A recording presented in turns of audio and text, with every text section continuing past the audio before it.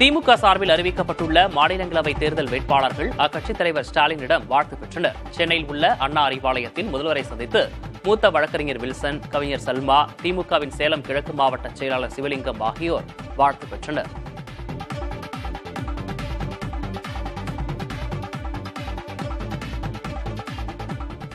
அடித்தள மக்களுக்காகவும் சமூக நீதிக்காகவும் பெண்களின் விடுதலைக்காகவும் எப்பொழுதும் குரல் கொடுக்கக்கூடிய இந்த இயக்கத்தினுடைய கொள்கைகளை எங்களுடைய வாய்ப்புகள் கிடைக்கும் பொழுதெல்லாம் நாங்கள் பாராளுமன்றத்திலும் ராஜ்யசபாவிலும் கண்டிப்பாக நாங்கள் பிரதிபலிப்போம் என்று இந்த சமயத்தில் தெரிவித்துக் கொள்கிறோம்.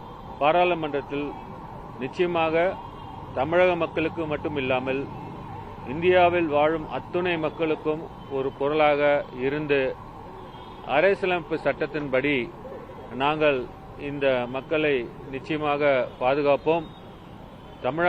தமிழகத்திற்கு, தமிழ்நாட்டிற்கு வரவேண்டிய எல்லா திட்டங்களையும் நிச்சயமாக பாராளுமன்றத்தில் குரல் கொடுத்து அதை கொண்டு வருவோம் என்று இதன் மூலம் நாங்கள் உறுதி கூறுகிறோம். எங்களுடைய தலைவரும் இளந்தலைவரும் என்ன கருத்து சொல்றாங்களோ அந்த கருத்து மாநிலங்கள் ஒலிக்கும். அந்த குரலாக தான் இருப்போம்.